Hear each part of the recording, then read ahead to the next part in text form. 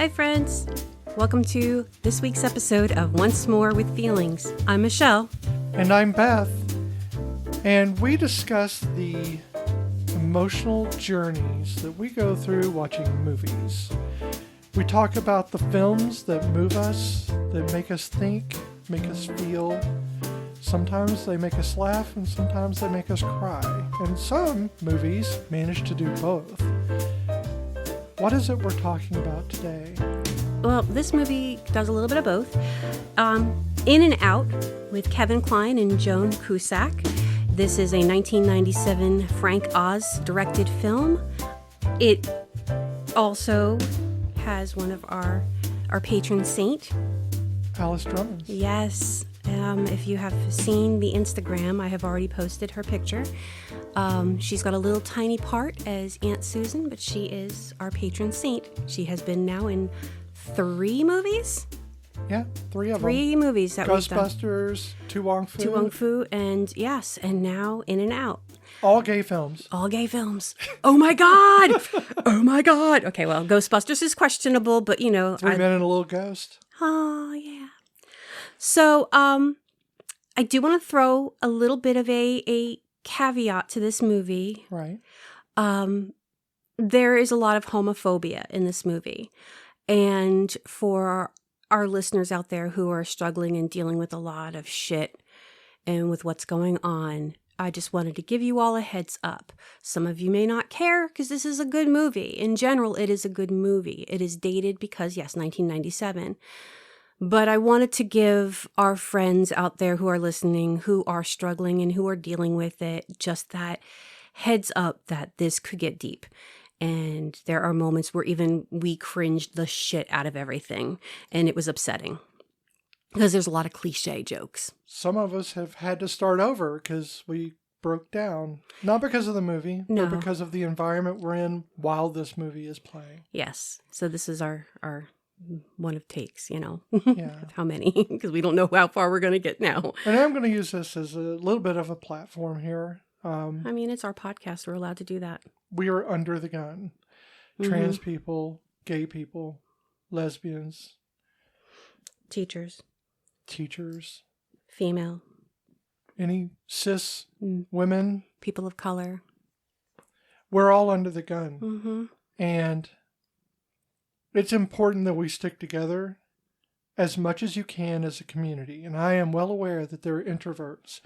There are people that have autism that cannot really form those relationships. Mm-hmm.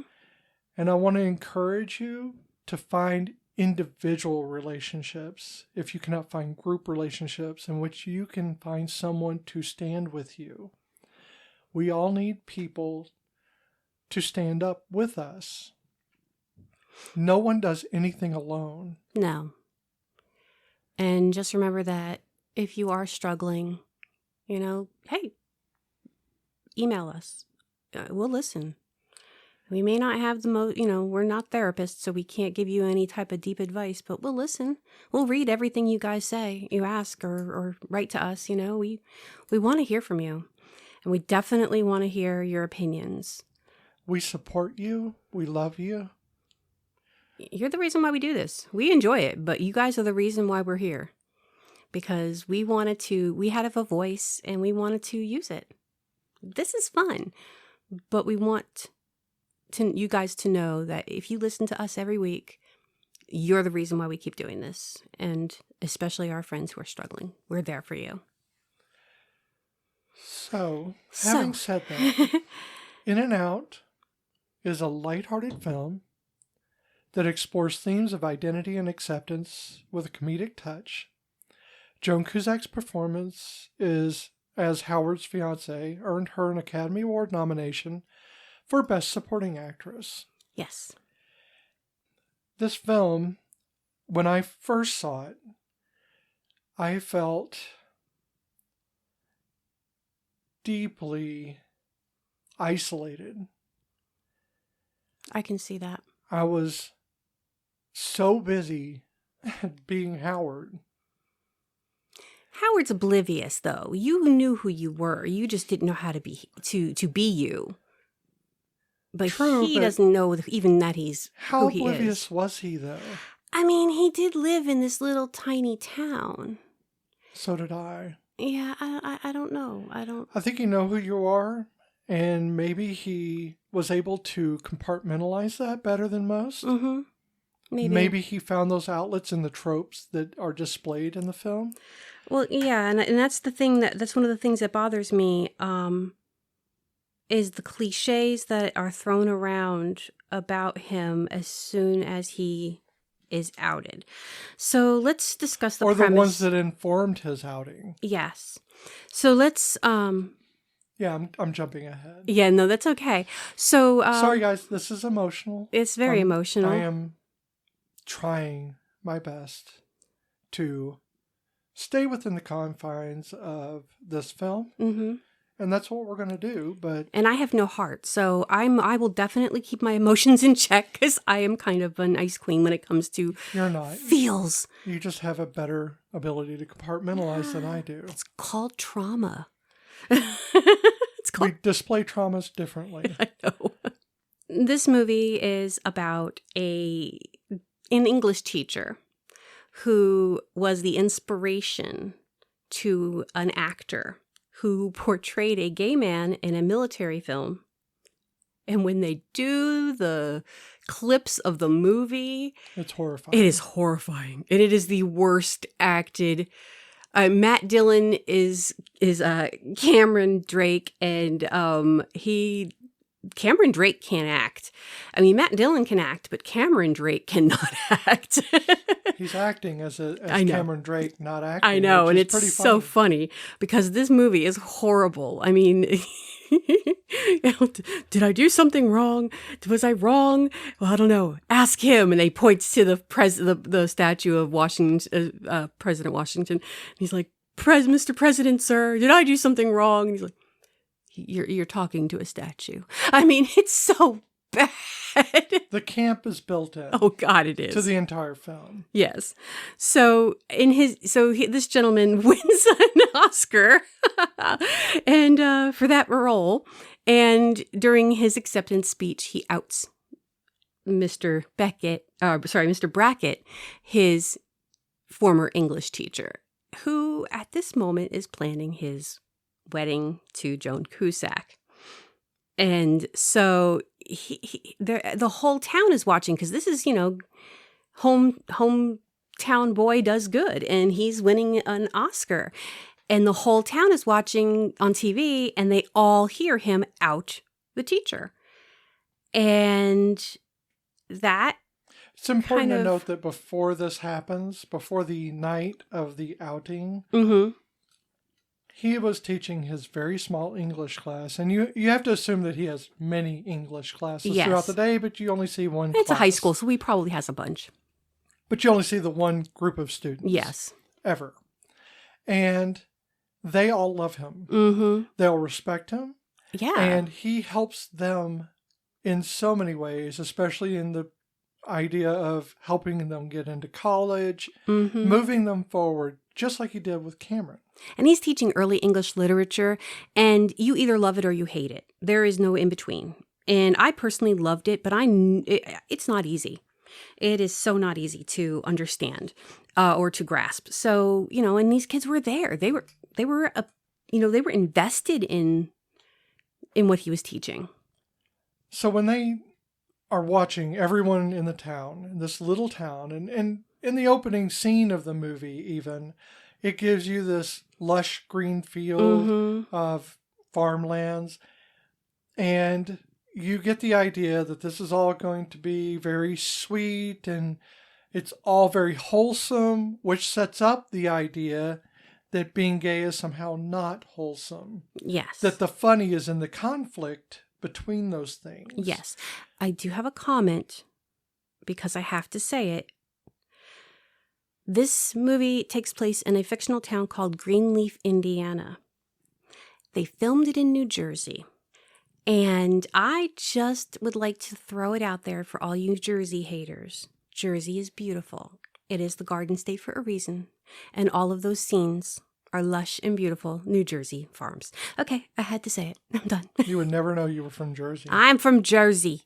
I never knew that. So, when this happens, when he is outed on national television, which all of his friends, family, the townspeople are all watching, his very first instinct is to throw his remote through the window. I know, like that was going to stop the thing from happening. And that was when I laughed out loud. We both did at that moment because that was funny. I laughed, but again, it was just that reaction of... It was tinged with his feelings that I got from him, from his character, is that he was disgusted with it. That instant repulsion. Well, yeah, and that fear too, because again, 1997, while things were a little tiny bit easier to be gay, it wasn't. It was still very bad. There still isn't. I mean, there still isn't. Nothing's changed. No, but I just remember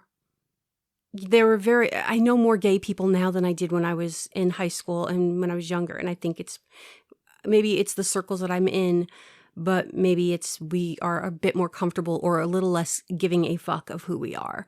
Maybe that's it. Like, fight me, but maybe that's me. It's just, it is not just the stereotype of gay men that this movie plays on, but also the stereotype of someone coming out who is instantly repulsed. He goes through the 5 stages of grief. Sitting on a couch.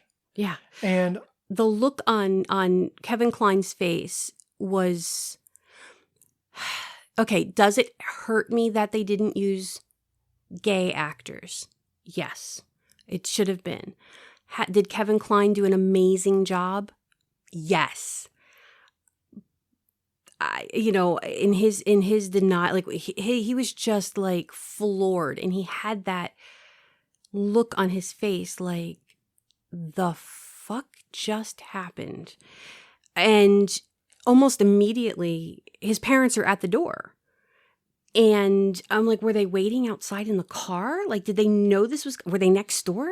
I don't get, like, they were there fast. It's a small town. It is a small town. They walked across the street. They really did. And his parents are played by Debbie Reynolds and Wilford Brimley. Yes. Diabetes. And the person on the couch with him is Joan Cusack. So this is, all the opening scene, really.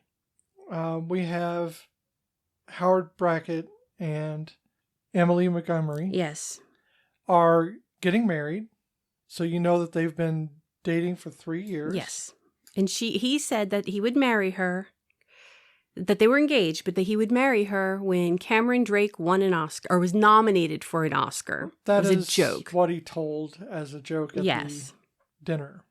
And this was after he was outed. That part was after he was outed. Yes, they had the engagement dinner afterwards. So he's outed on national television without his approval. There was no consent.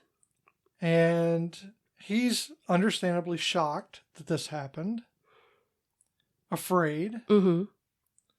And I completely understand those things, because it's the things I fought against for years, is trying to not be outed, trying to not be found out. Probably in a less accepting scenario, because gay men aren't questioned on if they exist. They're only questioned on if they're really gay or really, really gay. Or just a little gay. And don't be bisexual, because you're just faking it. Right. You're just going through a phase. So it's always the level of homosexuality that people are interested in, not so much whether or not you actually exist. And I can understand the fear. I can understand the revulsion that he had. It fills me with shame that I ever felt that way. So when I laughed at what he did, it was the action in which he did it that I laughed, but then immediately I'm filled with shame for ever feeling that way about myself. I can understand that. There are a lot of reflections in this movie, and all these funny little lighthearted things are funny and lighthearted to a lot of people that don't go through it. they're a lot less lighthearted for everyone else. Yeah. See, for me, when he throws the remote, it's a more of, I can see myself doing that, throwing away the remote away from me and it going out the window, not with the intention of me throwing it out the window, but me just like, I can't believe what I just saw or what I just heard. Oh my God, and me just freaking out, but not for the actual reasons why I'm freaking out. So definitely, that you're definitely looking at it from a different perspective. The next night or the next day, they go to school. Yes, and now his students are being weird. Not just the students. The principal. And there's tons of reporters. Right. Forgot about the reporters. And that's when we're introduced to Tom Selleck's character. He is sans mustache. He shaved it off for this movie. And so it is weird. He is still a handsome man, but it is so weird seeing him it is unsettling without the mustache. And he, it is strange seeing him without it, but honestly, I was okay with it. I think because in my head, there's a lot of jokes, and again, like I said to you during the movie, we watch a lot of Bob's Burgers and Linda Belcher loves Tom Selleck and she loves Bob's mustache. And I think she'd be very upset without the mustache.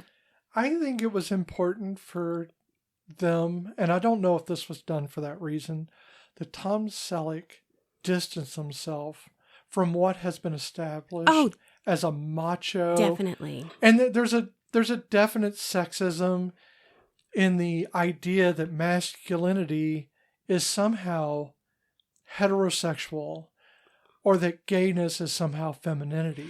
Yes, unless you're a lesbian and then you have to be butch. It's the opposite. It's like because you feel a different way towards the opposite sex than a heterosexual person would, you have more attraction to somebody who is the same sex, which means one of you still got to be the man and one of you still got to be the woman. And obviously the man and the male would be the woman, and it's like they use masculinity and feminism as stand-in for man and woman. And they do this in the movie, unfortunately, because they make references to his hand gestures and the way he walks and the things he likes. And then you look at Tom Selleck, who doesn't do, they do have those ongoing Barbra Streisand jokes, which she did give the okay for. She said she watched the movie and thought they were hysterical. So that I'll give her props for that one. And they were funny because they were, the Barbra Streisand jokes were not gay jokes. They were just like tropes. Just tropes of like the whole, friend of Judy. It's those types of tropes. Friend of Dorothy. Dorothy, that's it. I was thinking of Judy Garland. I wasn't thinking of Dorothy. You can be a friend of Judy too, thing. I guess, but probably not the same coding. It's not the same coding. No. Yeah, that was my bad. So you see the Tom Selleck character, and yes, while he does have that more masculine aura about him. And he's playing Peter Mallory. Yes. Or Malloy. Peter Malloy. I was trying to remember off I did write their names down. I was just not reading them. I did not. And I even wrote who they are, like reporter, mom. He has some of the cliches and tropes of gay men because he does know Streisand, but he's not. I think it's because when he comes out to Howard as a gay man, Howard's surprised. Well, see, that's something I did appreciate about the film. Of course, we are jumping wildly ahead, but since we're not really doing a format of scene by scene, I'll forgive it, I guess. Mm-hmm. Is that Peter Malloy he's a gay man. Mm-hmm. He's a gay man. Yes. He is not a trope. Nope. He is not, even in the context of this movie, he is not a trope. He is not a stereotype. He is a man who happens to be attracted to other men. Mm-hmm. His orientation is towards men. He is not attracted to women. That does not affect his job. Nope. That does not affect his everyday life. He eats sandwiches. He goes to movies. He uses the bathroom. He takes showers. He does all the things every other man in the world does, every other thing that humans do throughout the day. Mm-hmm. He does not display the stereotypes. And that part, I think, is probably the most original thing in the film, is that they don't apply this trope. Now, something I'll say about this is I do not like the fact that, like everyone else, Peter Malloy had no problems with him being outed. Mm-hmm. He did not have a problem. He was like, dude, are you gay? Come on, you can tell me. I mean, I know I'm a reporter and I know I'm trying to get a story, but really though, are you gay? But they didn't have a problem with Cameron outing him. Nobody had a problem with that, and that should have been a problem. No one took issue. So let me go over really quickly the reason why this movie came about. So the writer is Paul Rudnick, and we could have sworn up and down we have done a Paul Rudnick movie, but we could not. No, we have not. His name just... I think he was adjacent to a movie that we have done. He has done acting, but even then, nothing that I could see him in. No, something he wrote that was adjacent to movies that we've done. We must have. But Paul Rudnick was inspired by the speech that Tom Hanks gave at the 1994 Oscars when he gave his acceptance speech for Best Actor for the movie Philadelphia. In that speech, Tom Hanks credits himself to his drama teacher. And also he states that the drama teacher and another student that he went to school with were two of the greatest gay men he had ever known. But he sees the difference between what Tom Hanks did and what the character Cameron Drake did was Tom Hanks had permission. Now, this drama teacher was not out when Tom Hanks gave his speech, but he had the permission from this teacher to out him publicly in a public forum, the fucking Oscars. Which is a boss way to do it, I guess. Yeah, I mean, if you're going to go big, go big. Are you gay or not? Tom Hanks will tell you tonight. Oh, yeah. Tom Hanks is going to be like, I will make it so everybody loves you. You're gay. But... over a particularly horrible... Oh, movie. I mean, heart-wrenching, not horrible in a bad way, but it is horrible because it is a truth. Sad movie. And I don't know if we'll ever go over Philadelphia, folks, because I might not be able to stop crying long enough to do it. Yeah, I'm even wanting to tear up just thinking about that movie. That movie breaks me in so many parts and does not pick me back up. And I lived it. I lived through it. I wasn't, suffering, but I remember that time and how people with AIDS were treated such... I can't. And even now.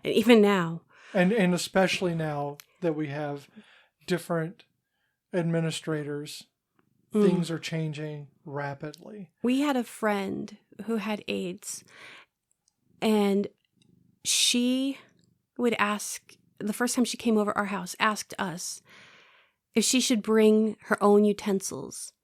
Because she knew that some people were afraid of eating, even though I'm like, I wouldn't eat after anybody else. I'm going to wash them, but in her head, she felt she had to bring her own utensils to eat at our house. Just because of the stigma. Because she had AIDS and the stigma of it. And that, it breaks me the way people were treated and still are treated, but really those 90s. Okay. So regardless, that was where the inspiration came from. And Cameron Drake never had any permission. The fictional character Cameron Drake did not have permission from Howard Brackett to out him, regardless of whether or not he was gay. No permissions were given, no consent. And that is completely glossed over. In fact, Cameron gets to be the hero at the end, which I don't like either. I don't like that either. But we'll get to that. Yes. So a lot of this movie is taken up. A lot of it is taken up in Howard's denial. Mm-hmm.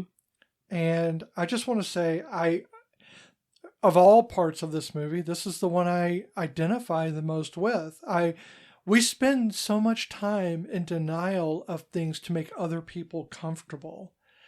We spend an inordinate amount of time trying to hide ourselves so that other people will accept us. But what I really found out when I came out, the people that did not accept me, they weren't ever there for me. They were there for their idea of me or something in their own heads that had nothing to do with me. It was their own comfort they cared about and nothing about mine.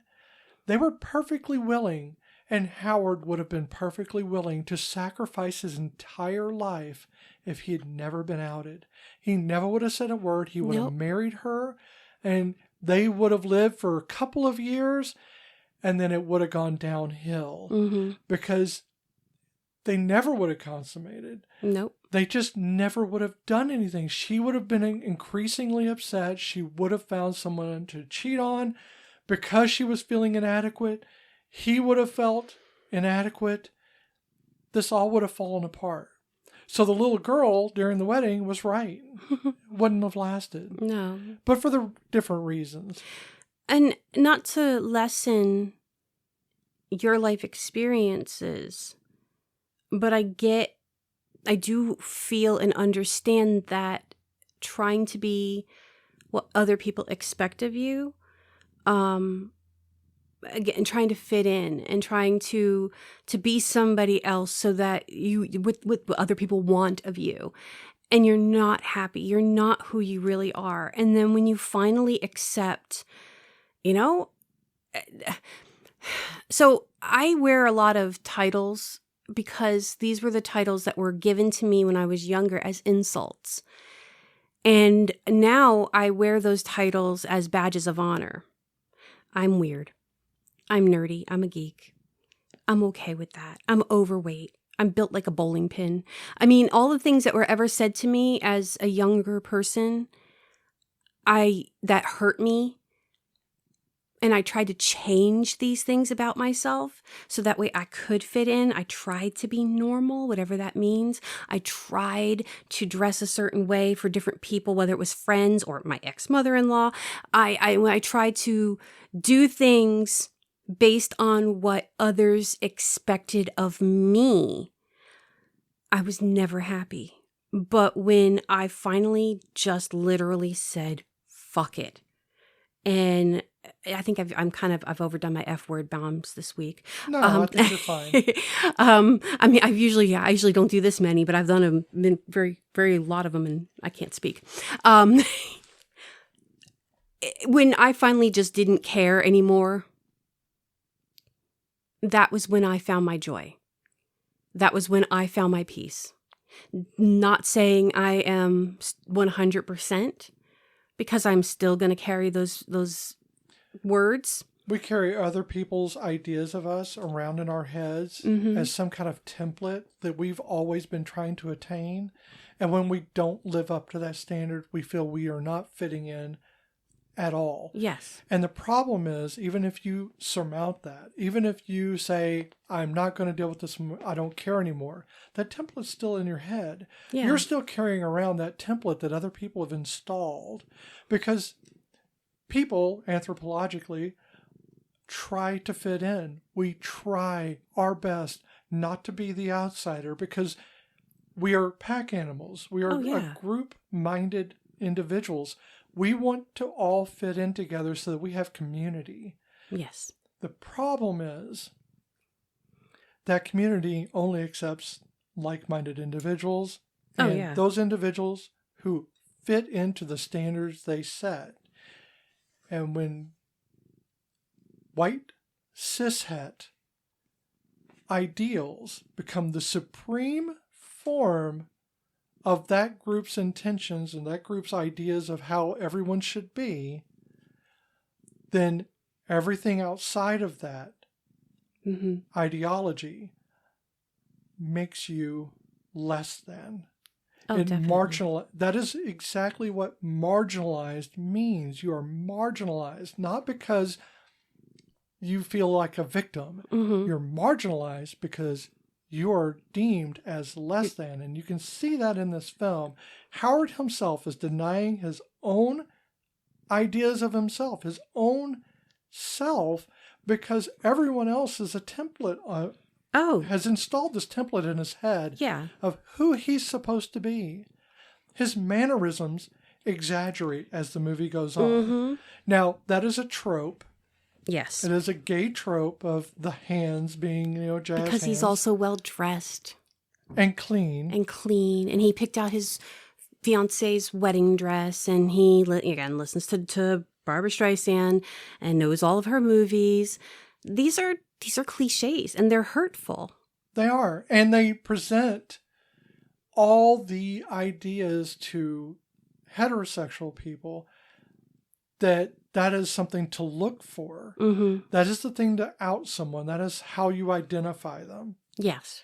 And like passing, for trans people, passing is the holy grail. Not because it's something we want to do. Most trans people don't care about passing. We just want to be us. We just want to be ourselves. Most cis people do not pass. No.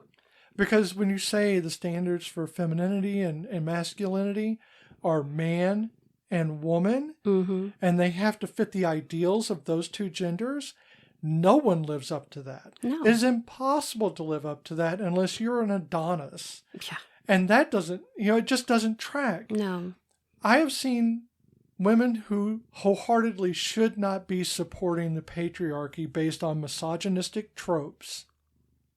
Hold its hand. Because and lead it along. They do not match up to those tropes mm-hmm. in any way.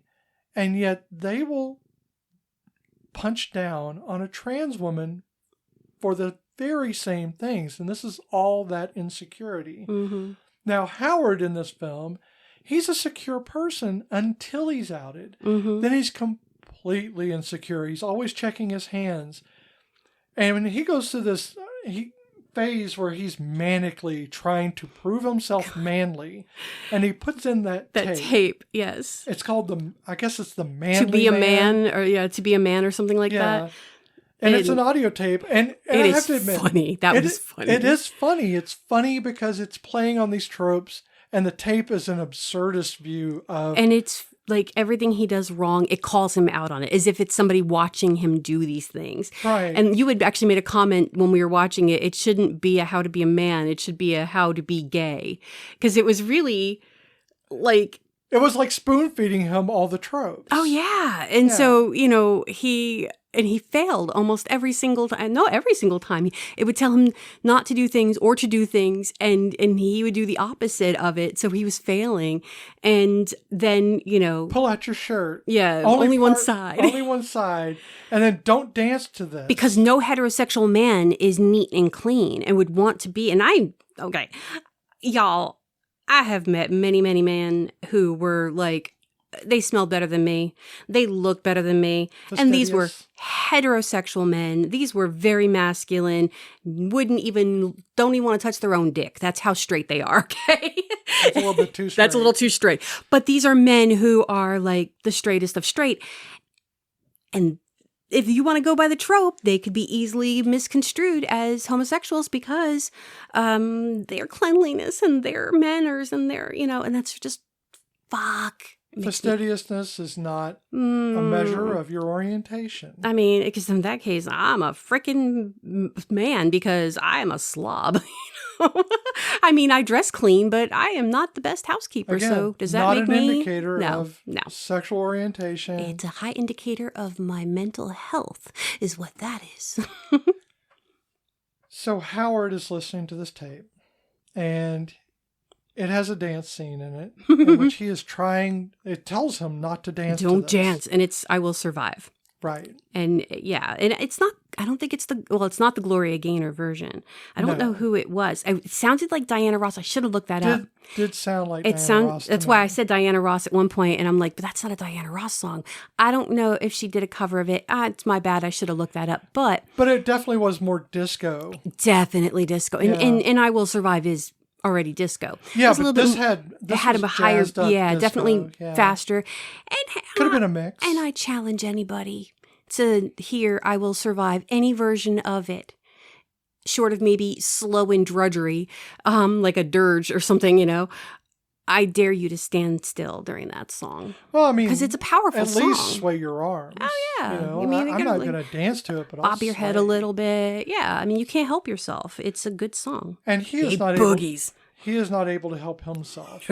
He holds out for a while, but the whole time he's trying to hold out, he's moving to the music. This is on the lines of epicness as Hugh Grant Love Actually. in Love Actually. Yes. All I could think about was him dancing, shaking his ass, and I'm like, yep, that's that level of just joy. He's trying to deny these tropes, and sometimes tropes are part of that idea that the inhibitions aren't going to be there for whatever reason. Now, Tom Selleck, do you see him dancing to any of that? No.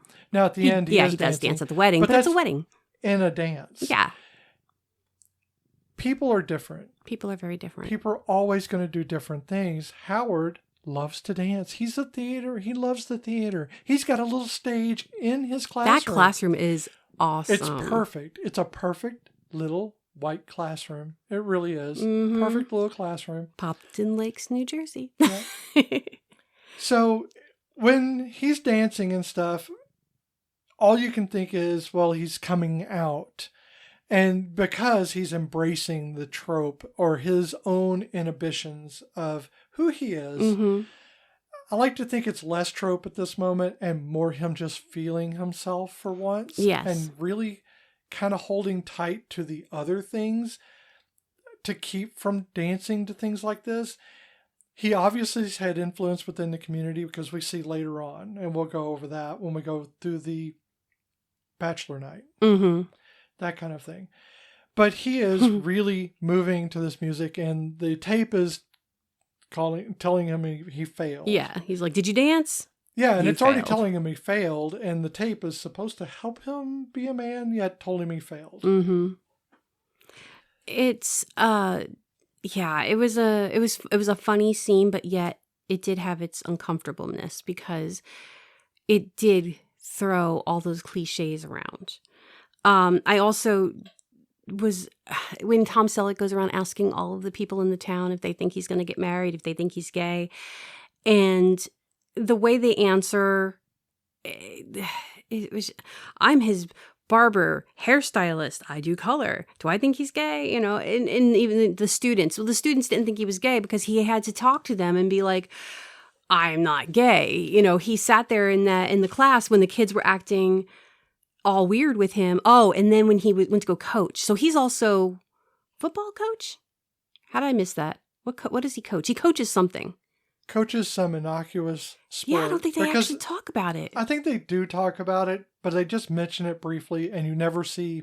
You never see the sport. You never see the sport at all. And and like the first time when he goes into the locker room in the beginning of the movie, they're having a little party for him because he's going to be getting married, but they don't have a problem with him being in the locker room. But then after the whole outing, he comes into the locker room telling them, you know, you guys got to get ready. And they're like pulling towels and putting them over their laps and hiding themselves. It's like, you know, that's not how gay works. You know, just... Yeah, and this is why you hide who you are. You don't want to be ostracized. And he's in the process of feeling very ostracized, especially because he's still denying it to himself. Oh, yeah. He's still trying to make this wedding work. And we keep cutting back to Joan Cusack's character, Emily, who is trying to fit in this dress. And it gets fat phobic in the sense that she feels that she's only pretty because she's thin. Yes. So she has to... Because she had been apparently heavy. Right. Previous to this. And then she started doing Richard Simmons' split into the oldies. And not eating. And, you know, this... And we get a couple of things of like... And just to preface here, there's going to be some bulimia mentioned later on that we'll hit just briefly. But... And not from her, but from another character. Yes. So Emily is still trying, she's fitting in this dress, a dress, by the way, that Howard picked out because that's another trope. Although I have to say... It was a beautiful dress, and it did look very nice on her. And she is a beautiful woman. I love her. And that dress set off her eyes. Oh my God.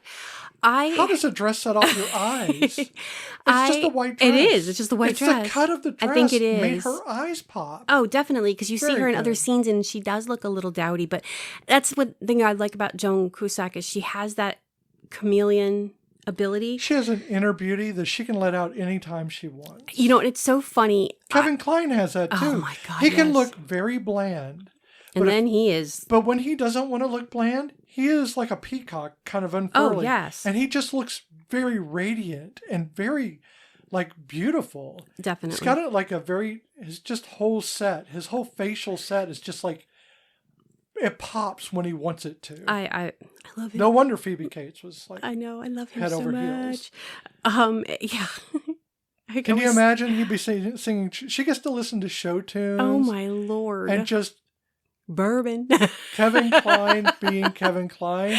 Kevin Sounds Kline. like a wonderful life, right? Oh my God! He walks around the house and does Mr. Fish Odor like constantly. I think he just walks around singing his favorite show tunes, and I think that's just wonderful. I just would love take that. him as being a soft human Sweet being, person. Yes. But that's the this is no ill will towards any of the actors, the No, directors, the no. writer. We're talking about Again, this was written by a gay man. yeah. And Paul. Gay men can be conservative. Gay men can be Oh yes. bad people. I don't know this person. What I'm saying is, within the film itself, we have our own feelings, and these are our feelings about the film, not our interpretation of how they wrote it. Yes, and I have to wonder, like with Paul Rudnick when he did write it, because again, he was inspired by that speech that Tom Hanks gave when he wrote this. I mean, were the cliches intended, or were those like added in as, well, we need to make it funny? I think the stereotypes might be for, and I don't know him. Or maybe he, I don't know him enough. My interpretation is the stereotypes are meant much like in the way a drag queen would mean femininity. Yeah, exaggerated. So on stage, it's exaggerated. Here, on this stage, on the silver screen, it's exaggerated so that you can accent the absurdity and the fact that no one knew, despite those already existing, until someone said, that person's gay. But before that, all the firemen, weren't they all the firemen and stuff, and his stylist, all were wanting to watch, what was it, Funny Lady? Oh, Funny Lady. Yeah, so at the bachelor party, he comes in and at this point he's wearing a flannel shirt, which I own. Right. So very, very masculine. It's a green. I like buffalo check, and I have it in many colors. And he's wearing the green one. And he goes into his bachelor party, all manly looking, and kind of looking like a Winchester. And they're like, we're going to watch a movie. And he's naming all these porns, Mentions Tracy Lords. Yeah, Tracy Lords. And yeah, which is unfortunate because that was an underage porn star. That was. And not again, ideal. No. But in the 90s, I don't think that was something that was No, because I think she'd started doing more mainstream. And right. I kind of like adored her. But they all have the cigars, very phallic symbolism in this party. They have the cigars. He's got the cigar in his mouth. And he's like, well, what are we going to watch? And they're like very excited. And they're like, we're going to watch Funny Lady. And he's got this, they've got this. It looks like a laser disc. It's a laser disc. It is a laser disc. I'm like, holy crap. I'm like, oh is my that God, an album? No, it's a laser disc. 97, baby, 97. But 97, did they have laser discs? I think they did. I think they did. I think they started, I worked at Best Buy then. So I had babies. I don't know where the heck I was. I was raising. I believe we definitely had Laserdisc then. It feels like it should have been longer ago. I know it does, doesn't it? Like it should have been in the 70s. I had a toddler and I was pregnant with my second. So yeah, I was not aware of what was going on technologically. So yeah, they've got this Laserdisc and they're very excited about it, but he is absolutely against watching it. He's not happy about it. They kind of argue. Mm-hmm. And they're like, oh, you don't want to watch Funny Lady? Yentl. I know, they just keep naming Barbra Streisand movies. And so it's like, he's like, no, that's not it. He's like, but you made us watch all of the Barbra Streisand movies. We did a marathon of them, So he made them watch all the Streisand movies. And now he's like, no, because he's trying to fight against what he's now beginning to accept. But what gets missed I think what gets missed here by Howard, and what maybe other people might be missing when they watch it, is that the manly men in the room are the ones excited about watching it. Yes. It They is actually not- have a discussion about it. It is not about the masculinity. No. Masculinity isn't even a thing on this. This isn't an issue for masculinity. Nope. These are masculine men. They want to watch this because it's something he enjoys. Yep. And they love him. And they seem to enjoy the movie when he made them watch it the first time. They want to enjoy it with him. I mean, they were having an argument over whether or not she was too old to be playing Yentl at the time. And that's a discussion you have when you enjoy... And that starts a fight. Yes, that starts a fight. That starts a fight between Howard and the stylist. Yes. Not a fight, but you know, like a what? And so, I mean, again, if you didn't have any care for this human being, you wouldn't even care to try to like what he likes. So the fact that they make any big thing, but really the ones who make the most out of it, unfortunately, and we're going to be getting into my land of my world of frustration, the principal, and obviously the school board because of the principal. I don't know that the school board's ever even they don't mention thing. it, but you know, I'm just going quote unquote the community. And I'm saying the right. school board only because of working in a school system and knowing how the hierarchy of how decisions are made. And y'all love to share, but I can't. Well, we have to go through the wedding first. We do have to go through get there. Oh, to get there. Yeah. So let's get to the wedding. I know we're not doing a scene for scene, but I want to make sure that we cover some of these areas, some continuity. Right. So before the wedding, okay, we have the confession. Oh, when he goes to the confessional at the church. I guess Howard feels that he needs to say something, that he needs advice. Yes. People's orientation always leads somehow to a religious thing. To get that religious acceptance or non-acceptance. But why does anyone require written text to validate them in some way? I don't really require Scientology to accept me. I don't really require Christianity to accept me either. And if you want me to accept any of it, I need proof from original texts that the Bible says that homosexuality is wrong. I don't want King James because that is not original text. I want original text. That doesn't even It won't make, it really won't change how I feel, but there's no proof to me anywhere that it says in the Bible. But even if it said it 100 times over, it still wouldn't track for me at all because it's not... This isn't about religion. No. Religion is your own personal beliefs in something. It is not your belief being over everyone else's beliefs or everyone else's ideals. Yes. So religion has no factor in whether or not we're human beings, nor does it have any factor on whether or not we are gay, lesbian, trans, or anything else. We are simply who we are, regardless of a religion that was created after we existed. Yes. So, having said that, he goes to this priest to confess, and it is slightly funny and a lot more unsettling. He's talking to this priest and he's sinking lower and lower in the booth, trying to come to some kind of conclusion. His friend. Right. Yeah, his friend was having... quote-unquote friend might be gay and that he hasn't touched his wife or his fiance. And he fails. Because even the priest's like, well, go have sex with her, and then you'll know. And he's like, before the wedding. So again, there's so much frustration. Yeah, it really goes into this whole purity culture thing again, which we keep coming back to in different films. But he goes to see Emily. He's in a rush. She's working out to... Sweating to the oldies. And he rushes into her apartment, starts kissing her. She doesn't really know what's going on. No. But she's not into this either because she's sweaty and she doesn't know what's happening. And he looks up while he's kissing her and sees Richard Simmons and screams a little bit and jumps back. Yeah, freaks out. And says, can you turn that off? And she tries to have a conversation with him, trying to figure out what the hell's going on. And he tries to talk to her, and you can see that this is that point where he wants to say something, doesn't know how to say it. Some of us go years feeling that way. I did that with my first wife.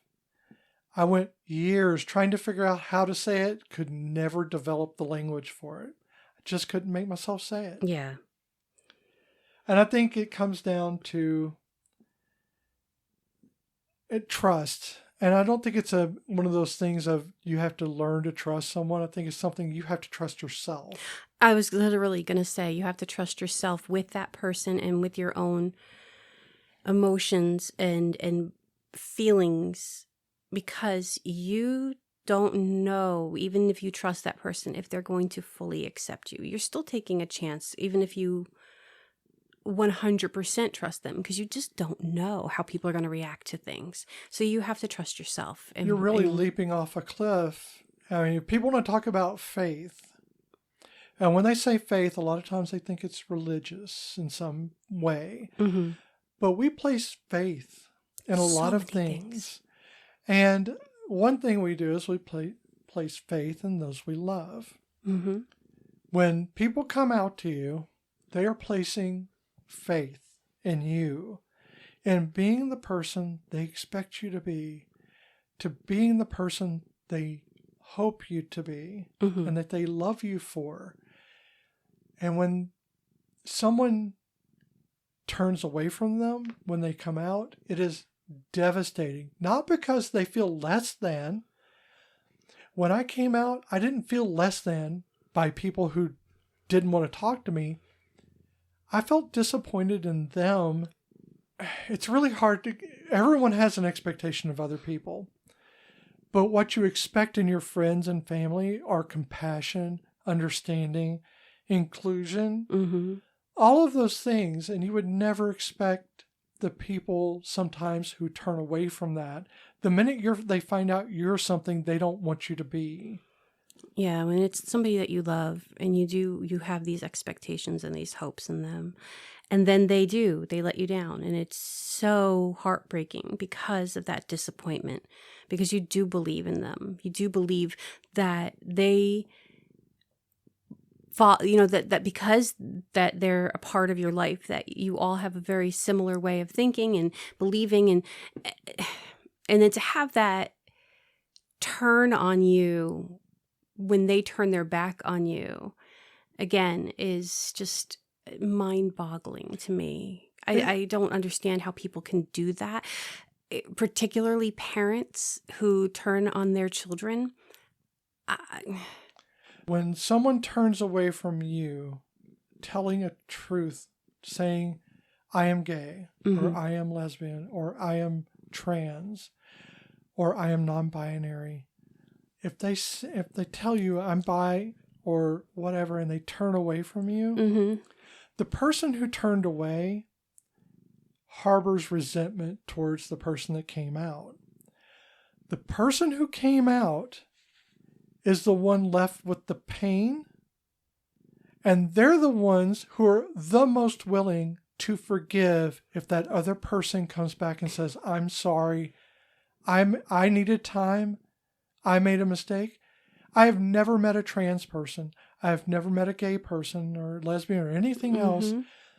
I've never met anybody in the LGBTQ who has said, if my parents came back to me and told me that they love me for who I am, that they are sorry, that they treated me as anything other than being their sibling, their sibling or their child, that they wouldn't just accept them back with open arms and love them no matter what. They would totally forgive them for the things that they did to them, that they turned them away or kicked them out of the house. They would forgive them for that. Because who we are isn't tied to our compassion. No. And who we are is simply just a matter of existence. Mm-hmm. The people who lack compassion are the people who have the ability to turn away from someone they love. And we don't do that lightly. How easily did we almost lose our son? Very easily. And all I said was, he was young when he came out to us, and I wanted him to take the time to talk to somebody, not because I didn't think he felt the way he did, but because I was confused by the whole thing. Transgender was very new to my world. Not that I didn't know that it existed, it was just new to me. And there was this part of me that was afraid, and I didn't know how to deal with it. That's not his problem. That was my problem. I did not tell him he had to leave. I did not tell him I disliked him. I didn't tell him he couldn't be who he wanted to be, because I always told my children, be who you want to be who you are. But I didn't understand that he'd felt this way for a long time because he didn't verbalize that. And for us, it seemed very sudden. It was like boom, boom, boom. But that's how it seemed to me. And my thing, and I don't want to go into specifics because I don't want to be honoring our child. No. But there were external factors. Now I see them. That caused me to think it was too soon. Not because they hadn't felt that way their whole life, because I knew what that was like, but because there are people that exist in the world who fetishize trans people. And those people were the ones that we were concerned about. Yeah, that was a concern to us, that there were some people in his life at that time that were by their own words, were fetishes of trans people. And that made me concerned that going through these things might need to have some more thought applied to them. Not whether or not they were trans, whether or not they should proceed with transition using someone else's words instead of your own. That was my concern. Yes. And we almost lost our child because we didn't communicate. Yeah. We didn't communicate effectively. And he was 17 at the time. And again, my thing was, I just wanted him to talk to somebody. I just wanted him to go through it the legitimate way, because I thought that's what he had to do. And I was afraid of him, like, getting, hormones and stuff just from friends and things. I just didn't know. Our lack of education I didn't know. Was the issue. Yeah. Not his lack of education or his feelings. It was our lack of education. Because even being a trans person myself, a trans woman, I did not know about HRT. I didn't know anything enough about it because I'd been hiding so long. He taught us a lot. I'd been hiding so long I didn't even know what the terms were. No. Every representation I ever had as a child was a trans woman being mocked, murdered, raped, or killed in some horrible fashion, or societally brutalized in some horrible fashion. Did I want that for myself? Hell no. Did I want it for my child? Hell no. But it wasn't about who they were. It was about how society was going to treat them. It's about how it came about. Is it safe? I was hiding. I wanted other people to keep hiding too, because I was so afraid of anyone being harmed, of my child being harmed, and that was wrong. But I had to grow up. Yeah. Whereas he had already grown up. I had to grow up. I had to understand what the hell I was talking about before I started using a position of authority that I didn't have. Yes. And in our defense, he was born an old man. He was born an old man. He knew things before. In his 80s. Oh my God, but he's happy. That's the one thing. Right. This kid is happy. He's not a kid anymore, but he's happy. And that's, to me, what matters. We find our joy.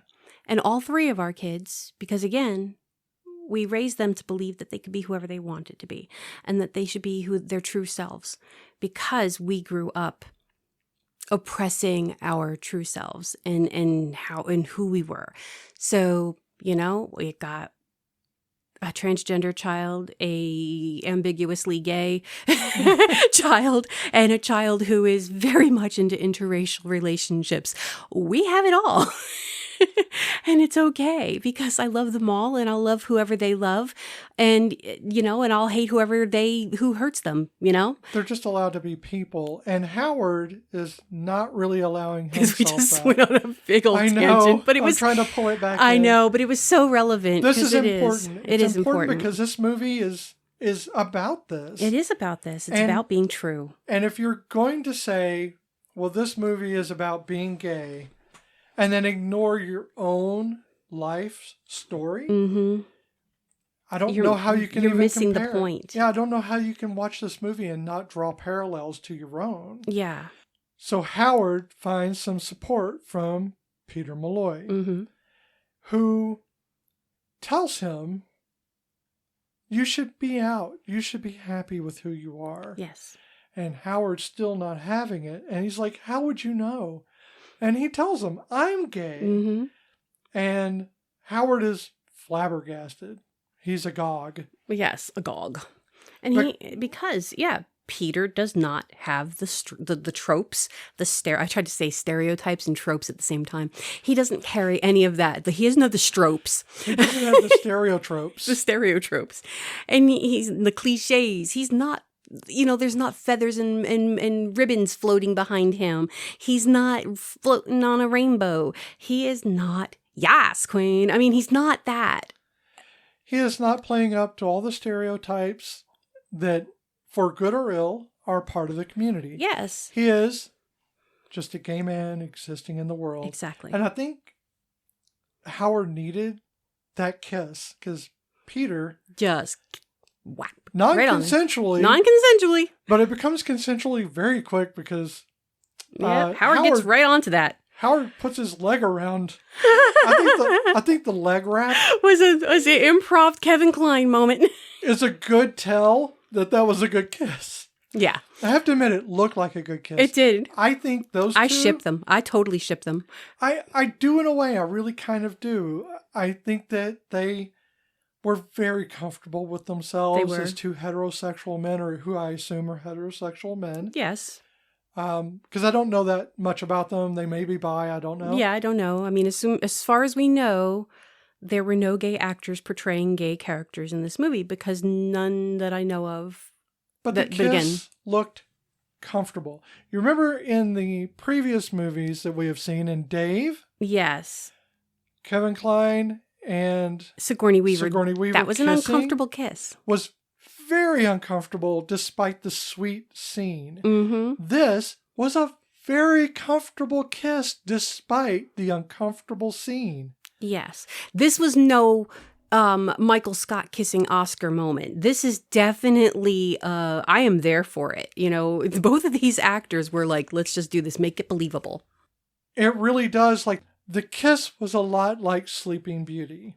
I see and that. I don't know that wasn't the parallel they were drawing here, because Howard, at the moment of that kiss... wakes the fuck up. He does. He wakes up. He just suddenly comes to the acceptance because he understands now. Mm-hmm. I think he has denied it so long. And again, I'm drawing parallels to my own life. When you deny something so long, but then you get the freedom to just accept the smallest part of you. If you can find that step to accept the smallest part of you, it opens everything. And when they say cracking your egg, it is very much like you're peeking through this cracked egg into a world that is completely new to you. Trans people go through this bubble. We have a lot of sayings, a lot of things in the community in which cracking your egg means coming, you're coming to your own idea of what it means to be out. And then in the bubble means you're kind of in this surreal joy that you feel. And sometimes that can be exclusionary to the people in your life. You have to fight really hard to include other people in that bubble because you've kept yourself down for so long. You're literally floating just like Willy Wonka. You drink the fizzy lifting drink and you're just floating everywhere. You really have to learn to moderate yourself in the bubble so that you include other people so they don't feel like you're leaving them. It's already enough that you've changed, but they have to know you're not leaving them. And that is difficult. And I don't know that I did that well. Tried really hard. I think when you were coming out, my only issue, and I kept it because I knew for you it was excitement, but there were times where you would tell me about things and how to do things, and I would be like, but I have been girling for a long time. And I would be like, I know this. I get that, but that's why I didn't say anything, because I knew for you it was new and you were excited. But there were times where I was just like bang my head against the wall because I'm like, I have been doing this for 40 something years. And looking back on it, it is much like when a child learns to color inside the lines and they get all excited and tell you how to color inside the lines. That is much like a trans woman trying to tell a cis woman their joy at finding some facet of their feminism. And it can seem condescending to the cis woman. I understand that. I really do. I mean, again, Jersey girl and bitch trying to tell me how to do eyeliner. I know.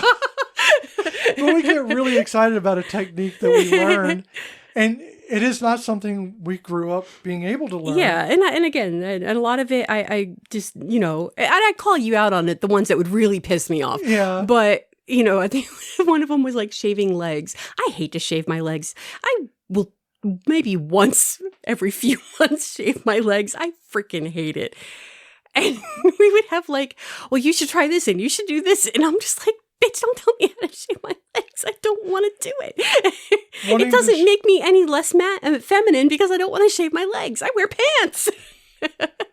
Well, no, I don't think I ever judged. No. But I mean, but I know, I knew what was going on. For you, it was part of being feminine and being who you were and your comfortableness. And for me, my prickly legs are my comfort level. Well, you were already at your comfort level. Yeah. I was not. Yeah. I was still trying to come into it. And, And see, Howard, after that kiss, I think you can really see, and I think this was played so well by Kevin Kline, you can see that his uncomfortableness doesn't immediately go away. Yes.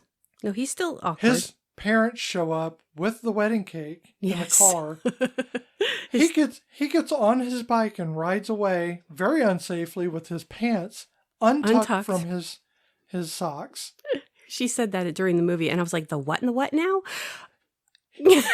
During the movie, all during it, he always tucked his pant legs into a sock for the side that the chain was on, which is what is reasonable. Yeah. And he did not do it during the scene, and I was actually afraid for his character. Even though I've seen this movie before, I was still afraid he might hurt himself. Yeah. His pant leg's going to get caught in the chain, and that'll be a horrible accident. So I was just worried about him. And he goes riding off. Well, then it cuts to the wedding day. We transition over, and we see that Howard is a little out of sorts. He's trying to get his tie tied, his bow tie tied. And he's fussing about not enough starch in the shirt, and his pants are shiny on one leg. I don't know. Something. Yeah, he had a bunch of issues. He has complaints because he is really not knowing what to do. He's kind of freaking, It is, we draw these parallels. Before our wedding, I came out to you. I was frantic that day. I was frantic because I didn't know what to do, how to say it. I didn't have the words, and you know me, I have to have a script. I have to pre-script things in my head. And it was nothing like the wedding day. On the wedding day, I was pretending for other people. Yeah. When we got married. Yeah. So that was fine. I didn't enjoy it. I didn't like playing a part. But I knew that you saw me through all that. Yeah. So you didn't care about all that. We were just getting married. That was two people without all the trappings. You told me ahead of time. It would have been really fucked up if you told me on our wedding date. Right. And yeah, Howard I told you months before, and we Yeah. had time to work on this. Yeah. It was still rough. I was still trying to figure myself out. It was rough for everyone. I get that. You can't go through a lifetime of change in one day. No. You just cannot. It doesn't matter. I don't care who you are. But when I came out to you, that was kind of this moment where you were so fearful you're going to lose all the people in your life. Oh, yeah. That you're just going to lose everything. And it doesn't matter about the job or the house or any of that stuff. That's not what you're concerned with at all. What you're thinking about is, are my parents going to love me? Mm-hmm. Is my wife going to love me? I remember unfortunately, your mom passed away before you were able to really tell her who you were. But when you fully came out, we didn't tell my parents. And I know for me, it was because it wasn't and I know my mom got so mad at me, but it wasn't my story to tell. It wasn't my place to tell her because you were not 100% out. You were still kind of at home, I was still out, boy but not at work, yes. And so when she found out, because our oldest I love him, but the boy has no filter. And I don't even remember, but he said something, and my mom called me up, and she was mad at me because I didn't say anything. And then I still didn't say anything then. I'm like, I don't know what you're talking about. Not because I wanted to lie to her, but, it wasn't your story. It wasn't my story. You weren't going to out me just like Cameron. Yeah, I wasn't going to do that because it's not my place. It was my place as a mother to tell my mom about my son because I knew he wanted that. He would never have wanted he would not have wanted to have that conversation with my mom. Right. So I knew instinctively that it was okay, even though I did ask. I said, it was okay if I talked to, Nanny and let her know. And he was cool with that. Your situation? I wasn't going to say anything until you were ready to come out. It was not my place to say anything. I had to be emotionally ready. Yeah. And because it wasn't about whether or not I trusted them. You didn't trust yourself yet. It was about whether or not I was ready. You always, every time you come out, you mitigate things by saying, am I ready to lose this person? Mm-hmm. It's like when you give your friends money. Am I ready to lose this money? Mm-hmm. Because you don't give your friends or family money unless you're willing to lose it. Yeah, because you're not going to get that back. And that's the way it is with your heart. And when I came out to your parents, it was about, am I emotionally prepared to lose these people in my life? Mm-hmm. I'd already lost my parents. I was not brave enough to come out to them before they died, although my mother had level 4 lung cancer. I did not want to put extra stress on her while she is trying to fight, but I can see now I was wrong and I should have done it. I should have given her the chance. I understand that too. But I did not want to do that. I learned from my mistakes, and I did not want to do that with your parents. Yeah. Once I was emotionally ready to accept the fact that if it didn't go well, I would lose your parents in my life, and it would cause issues in our relationship, I had to be prepared for that occasion. Mm-hmm. And that's when I said, let's do this. Your mother, your father were very good about, at least to me, communicating. They called us to their house for a formal meeting, which I'd never seen them do before. No. I was scared out of my mind, but I went as me. Mm-hmm. It was important that I went, even as an egg, being a trans woman egg. You're wearing wigs. It's horrifying. Yeah, and you hated that wig anyway. I know. It was horrifying the way that I presented myself, but it was the best I could do at the time. and I was so nervous. But they were very good about it. Mm-hmm. I wish so many things for your parents, but the one thing I wish is that they chose to be in our lives. And it has nothing to do with this part of it. No. And everything to do with what they've chosen. Yes. I love them dearly. I love them too. I don't want, again, that's that thing of...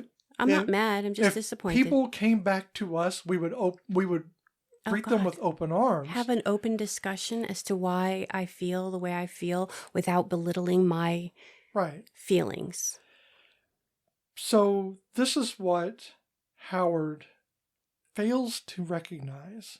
He fails to do the thing that many of us in this position fail to do.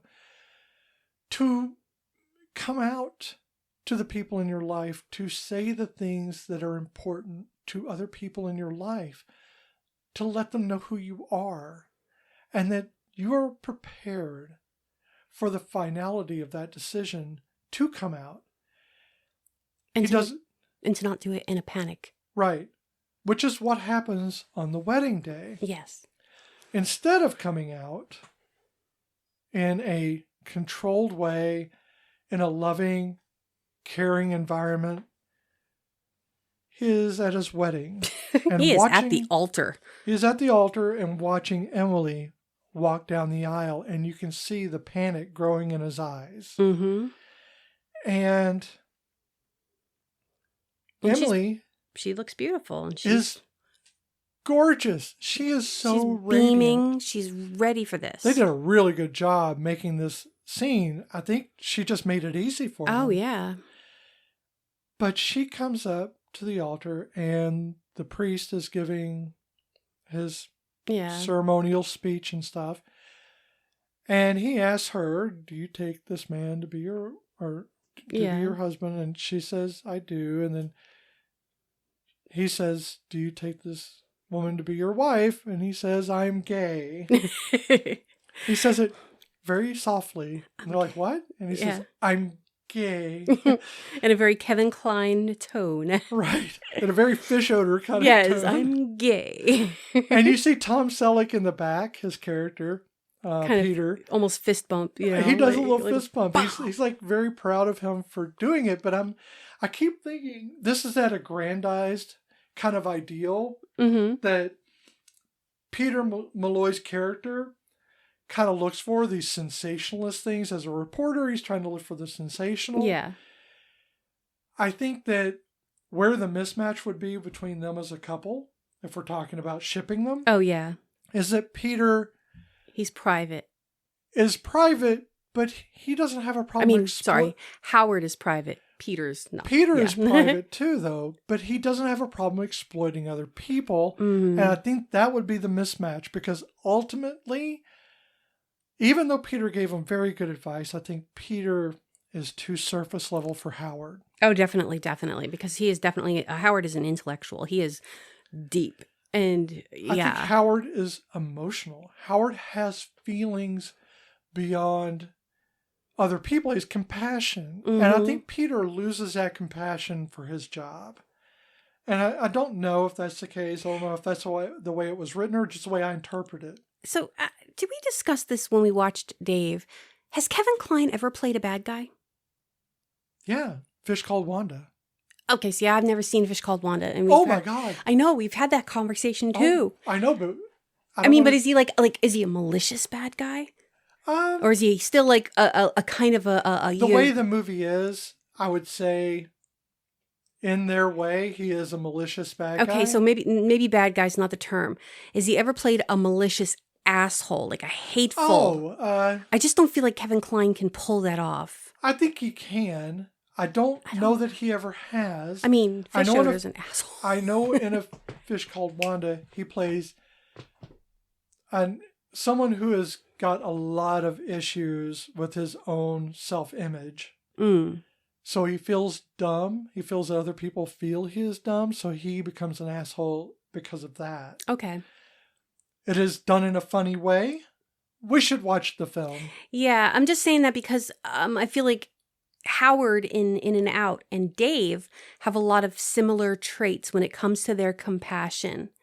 for others and their the way they feel, because they do feel deeply. Maybe not so much the compassion for others, but the way they feel deeply. Because with Dave, his character did care about others, and he was working towards, when he does run for his own political thing, he's working to help the neighborhood, and he actually was already helping the neighborhood and in his community.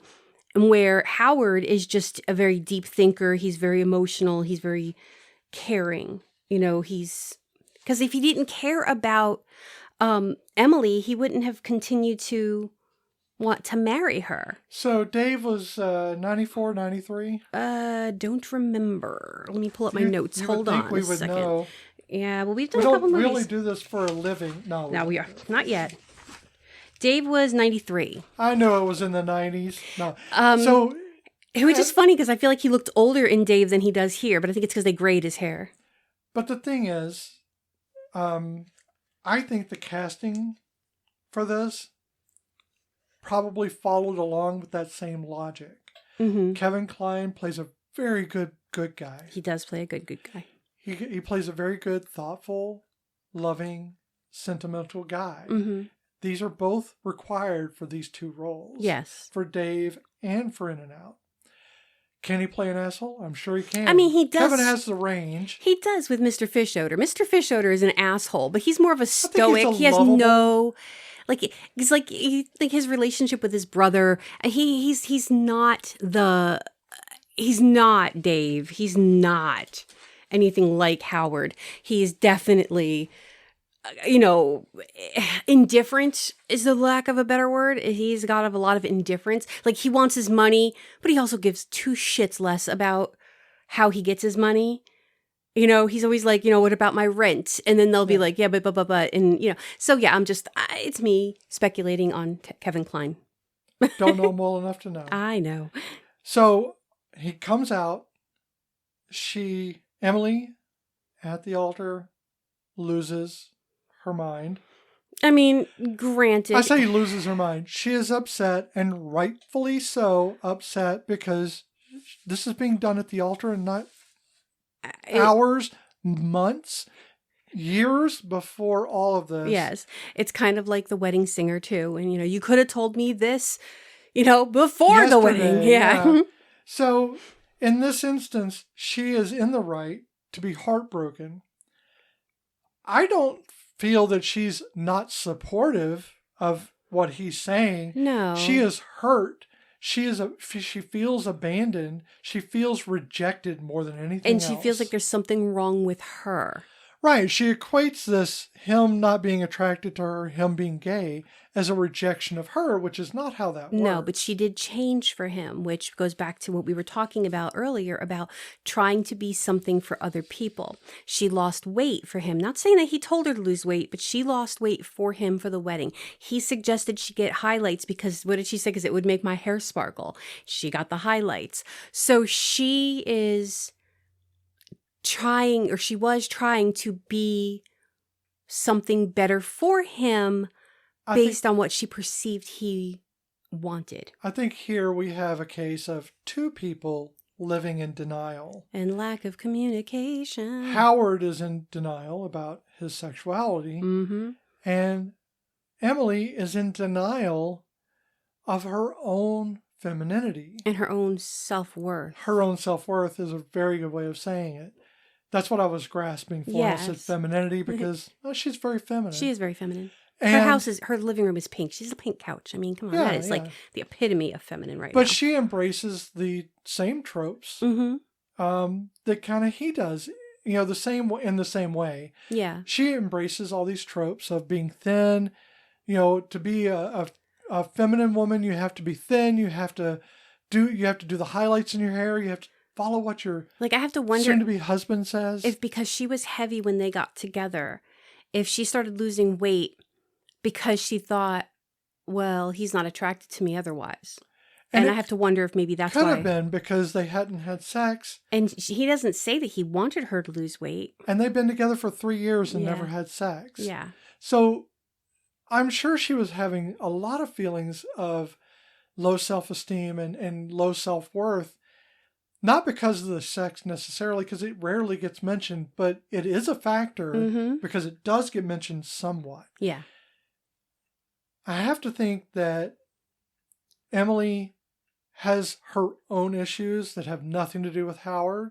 And unfortunately, they've converged here. Yeah, no, I agree with that. So she punches him, which, I was saying to you during the film, apparently in the early 90s, the late 90s here, for some reason, you could be punched and no one bats an eye. No one says, I'm going to sue you. I kind of miss those days where you could punch somebody for being a jerk and just walking away and not having to worry about repercussions. So it's so funny. I think I told you this the other day that my new late night obsession to get me to go to sleep is watching those stupid real short movies. And they're so bad. Some of them are English, but most of them are from either like Japan or China, and they're really badly dubbed and or if not at all, they just got the subs and everything. They smack the living fuck out of each other. It is like, opera. Oh my God, I've never seen anybody hit people for no reason so often. And I'm like, holy shit. I think that plays into our need for something to happen, a repercussion of some kind. I think so, because it is satisfying, because it's usually like, that person fucking deserved that. You don't get to do that in society. No. You shouldn't do that in society, but action. So many people I want to punch. Someone taking action where you feel powerless always feels good. Mm-hmm. And in this way, Emily does that. And then Howard goes outside trying to talk to Emily, who gets in her little car. With all that dress, slams the door on the dress, tries to pull it in, finally gets in, starts to drive off, but the automatic seatbelt, remember those automatic seatbelts? Oh my God. Comes up and almost chokes her with all the dress in front of it. And then she drives off with the very sad just married thing in the back with all the cans in the back. And Howard is upset. And Peter comes out saying, you did great. He's cheering Howard on. And Howard's pissed at Peter because this isn't a good time for him. He's not having a good time. This isn't a cheerful moment. And he punches Peter, which I think is fair because if you're going to kiss someone non-consensually, no matter how much you liked it afterwards, you should punch the shit out of them. You got to punch consent them. Is everything. Right. So, he punches him and Emily drives away. Mm-hmm. And Howard goes away. Yes. The next day, this is I don't know, I think this is like every person's nightmare of what's going to happen. Well, before that is when the dad comes to the house. Well, that's what I'm talking about. Oh, I thought it was the same night. Well, yeah, maybe it was the same night. I thought it may be the next day because he said she thought you might be hungry. I don't know. Yeah, well, the mom is sitting at the venue with all the other ladies. He's still dressed in a tux. Yes. So yes. And they're discussing, because she's, so Debbie Reynolds, they're just like discussing it and she's upset about it. And then the women all start sharing like secrets, and the one woman's wife has like, or her husband has 3 testicles, and that's when they break, because before it was like very serious, like I stole this recipe from this person and I did, and then this woman's my husband you're eating the Rice Krispie treat of a dead woman, and our patron saint is in this scene, and she has her first lines of just talking with the ladies, and that is Miss Alice Drummond, and she plays Aunt Susan, who is the librarian in Ghostbusters, if you don't know. Yes. And so when the other woman admits that her husband has 3 testicles and she was like, it's disgusting, they all break down and start laughing. And then it moves over to Howard at his house and his dad, Wilford Brimley, showing up with the piece of wedding cake. And he sees Howard and he's very, very upset. He says to him, are you going to have surgery? And he's like, what? He's like, are you going to be, are you going to change? And that bothered me too, because that's when the feminism references towards gay men. Right. Yeah, you don't have to be, most of the gay men I know are very feminine, but it has nothing to do with that. I also know a bunch of gay men who are not, I mean, not personally like best friends or anything, but it comes and it goes, and it's not a be all end all. I also know very feminine men who are straight. The one teacher I knew over at AB Tech, I thought that man was gay. He even referred to his partner all the time. Not gay. I mean, I would have bet money. And that's me. But you have to rely on these tropes. And I was relying on tropes, and I had no other information other than the information that I had in front of me. This is one of those things where Howard is just wanting to sit alone, but now he's having to talk to his dad at a time where he wants some reflection. And he's lost his job because between the church and this scene, they fired him. Go. They warned him. And, Bob Newhart told him that there was a good chance that if he was gay, that he would lose his job, which is bullshit. But 97. A very real scenario. Oh, it's still a very real scenario as well. So his father doesn't understand, but he doesn't seem to reject him or anything. He just doesn't understand. Mm-hmm. And he leaves. No real resolution there at that time. Yeah. And he goes back to school the next day. Yep.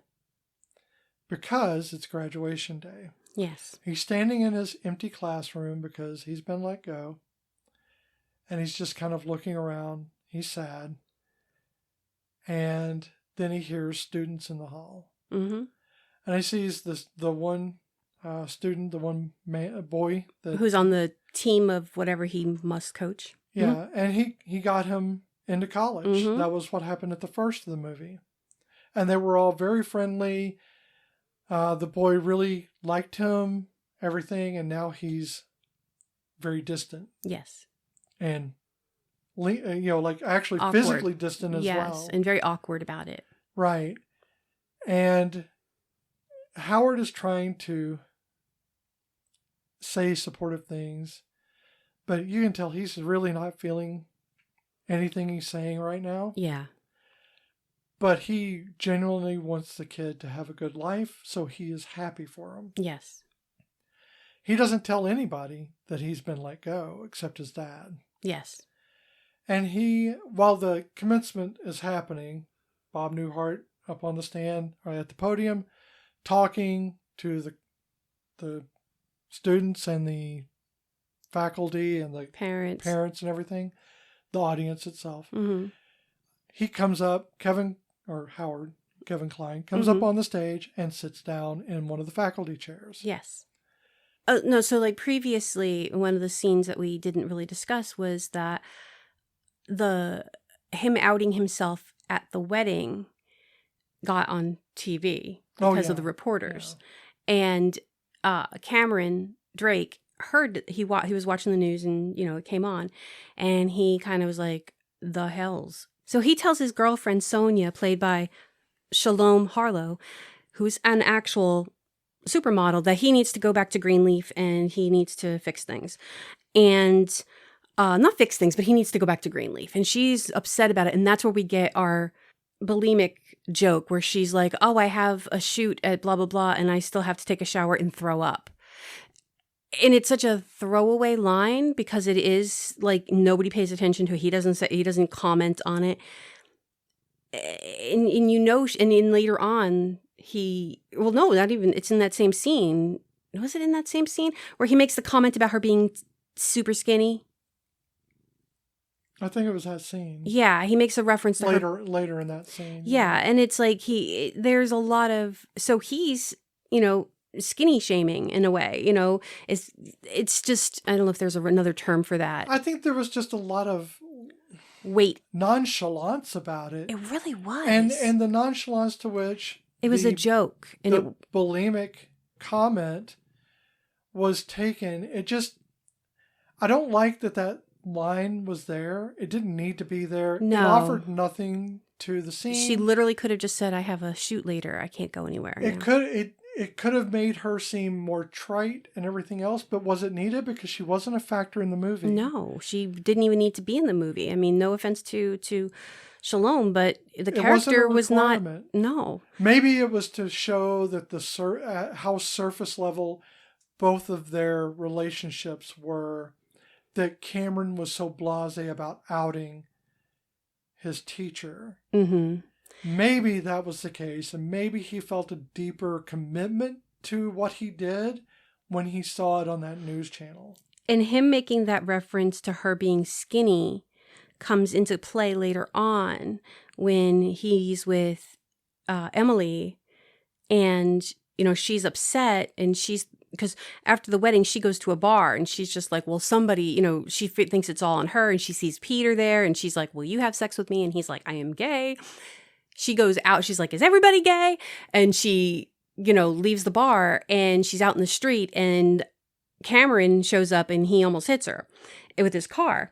And so, he thinks that she's beautiful. And you kind of get a glimmer of, like, when he finds out that early on that Howard is going to marry Emily, he's like, oh, Miss Montgomery?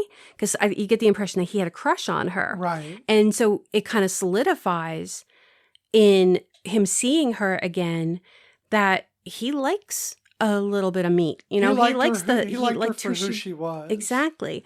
So, him being with Sonia and her being a model, I think it was just because that was what was expected.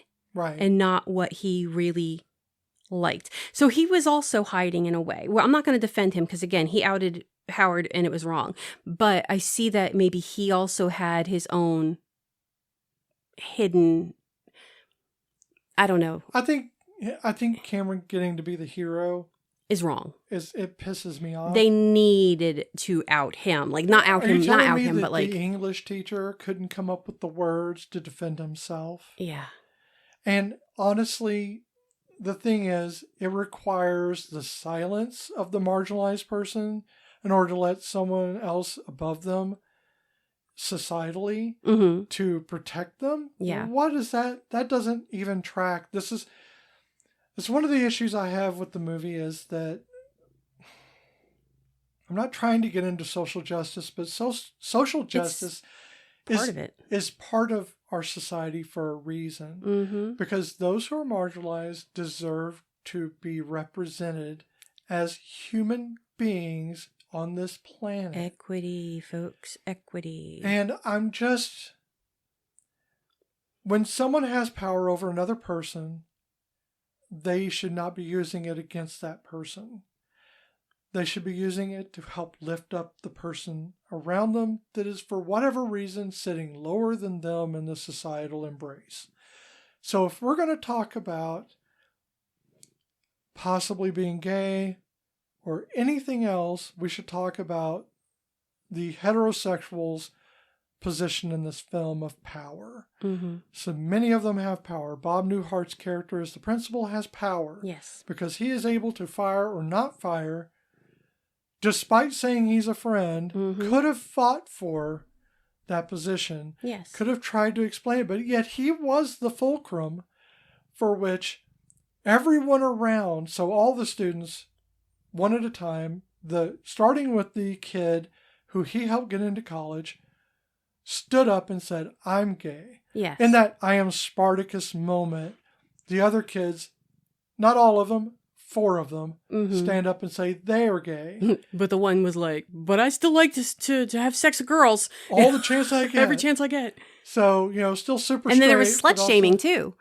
Because the one girl goes, I'm gay. And the woman comes up and she's like, no, you're not. You're a slut. So, I mean.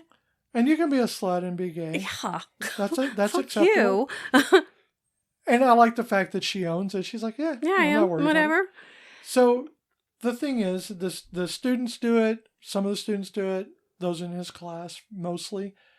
Then the grown-ups, starting with his brother, his parents, who all stand up and say they're gay or lesbian. So the fire department. The fire department. The his barber. Yeah. The federal postal employee yes. stands up that and old says, man. yes. They all say they are gay. And but now you're just taking that power of being a heterosexual man and using that. Yes, you're using it in defense of somebody who is gay, but you can get away with saying this. But they are using it to lift him up. They are. So they are using that power.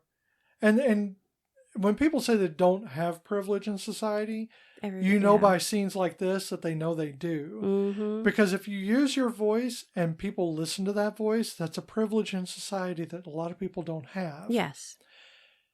We have to use our voices. That's the only thing we have are our voices. We have to use our voices to affect change.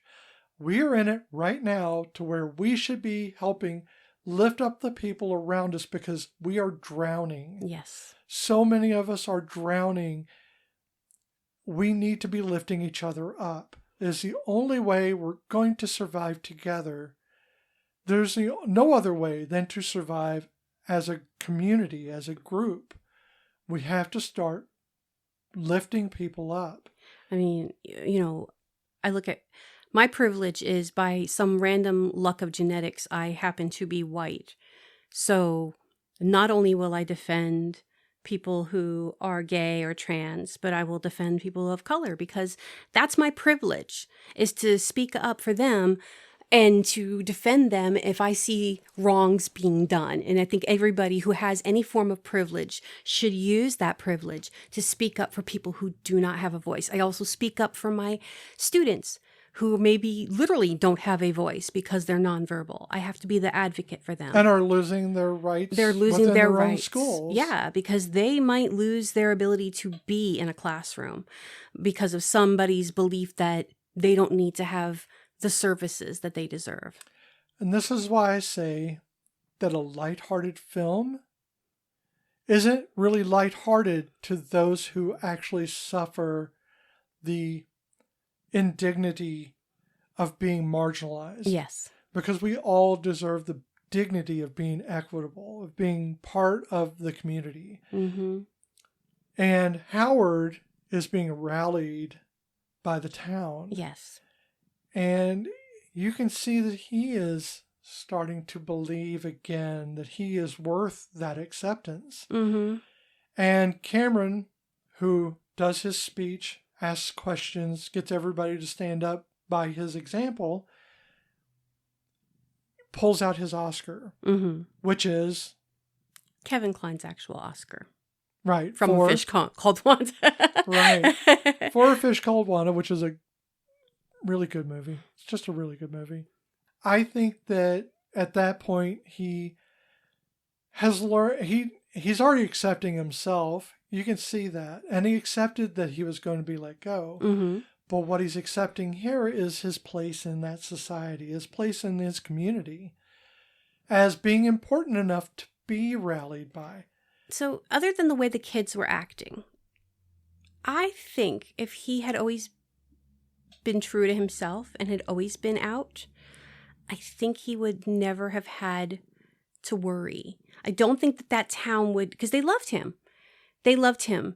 And so when he was outed, they questioned, but I don't think they were malicious about it. Now, like I said, the kids were just teenagers and they're idiots and teenagers are stupid. Yes. I mean, this is a lighthearted comedy in the way that no one in the town brutally murdered him. And nobody tried to lynch him So there's that. But I mean, in this fantasy world, he could have come out on his own volition at any point in his life. And I think that they would have, because again, this fantasy perfect little town. Technically, I could have come out when I was a child. Your town would have been a little different. My town would have been horrifying, but my parents would have, I wholeheartedly believe my parents would have accepted me. Yeah. My grandparents would have accepted me. Would any of them have understood? Probably not. No. But they would have accepted that this is the way it is. Mm-hmm. And see, like and again, I tend to not do this, and this is a me problem. I didn't tell my grandmother when she was alive about you, but mostly because with Nana, it confused her. And it was confusing for her in the sense of she would use the wrong names anyway. It didn't make sense to her. But she was really bordering on early Alzheimer's and she was very ill. So there was a lot of reasons for me to not. There's reasons for that. And we know that. Those are special circumstances. What I'm talking about here is about Howard's community right now as it stands. Oh, yeah. Yes, he could have come out. probably wouldn't have been an issue, but how was he ever going to know Oh that? yeah, he wouldn't have known that. But it's just nice to think about that they because of the way they rallied with him. Right. It's that good-hearted feeling you do get. When you come into the world, you're not giving a manual at any point. You're not given any kind of idea of what to expect, except that if you are the same as everybody else in your community, you will not be singled out and harmed. Yeah. And that is the thing you learn in this society, in any society, is that you must not be singled out. You must be the same as everyone else, or you will be the uncanny valley of everyone's vision. I hate uncanny valley. So you will be the thing that everybody dislikes, the phobia by which they will measure all phobias. Mm-hmm. And right now we're in the transphobia stage of the fuck around and find out scenario. We're in the find out. Yep, because they fucked around. And it was gay and lesbian. Now it's transphobia, which it was always all three. Mm-hmm. But people like to pick apart the acronyms so that they can try to, separate the community. But I think, in this film, it's nice that they lift Howard up. Mm-hmm. And at the dance at the end, they're all dancing together. They are.